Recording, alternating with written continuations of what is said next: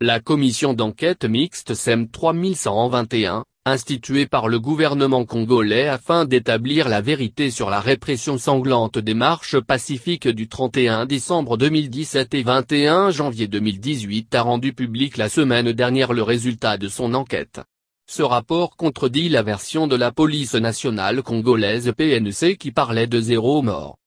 Ce document de 22 pages a été élaboré sur base de 122 victimes et ayant droit ainsi que des témoins auditionnés qui ont accepté de répondre à l'invitation de la SEM 3121, réalisée uniquement dans la ville de Kinshasa. Il mentionne 14 morts, 65 blessés, 40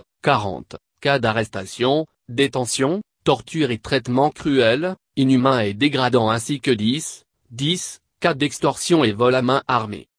La SEM 3121 était composée de 5 délégués du ministère des Droits humains, 2 délégués du ministère de la Justice et Garde des Sceaux, 3 délégués de la CNDH, 6 délégués de la société civile, 1 délégué du PNUD, membre observateur, 1 délégué du bureau de liaison de l'UA, membre observateur. Elle a été présidée par Madame Marie-Ange Muchobekwa, ministre des Droits humains et Maître Georges Kapiamba, rapporteur désigné par la société civile.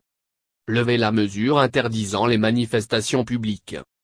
Les membres de cette commission ont formulé une série de recommandations à l'endroit du président de la République, au gouvernement, à la police et la justice congolaise. Joseph Kabila est appelé à veiller à l'amélioration de la protection et de la promotion des droits de l'homme par les institutions publiques et à la poursuite de la mise en œuvre des mesures de décrispation politique.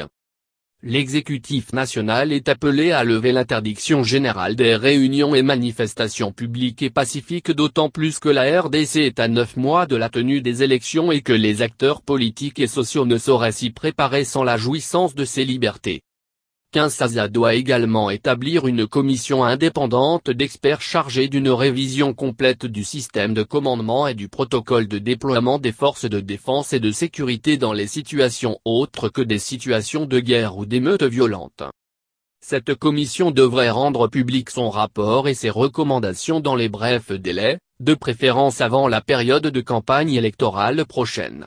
Mais aussi prendre en charge les soins de santé de toutes les victimes des manifestations publiques et mettre à la disposition de la justice tous les moyens nécessaires pour mener des enquêtes judiciaires et poursuivre les auteurs de violations et atteintes aux droits de l'homme en lien avec les manifestations publiques du 31 décembre 2017 et du 21 janvier 2018.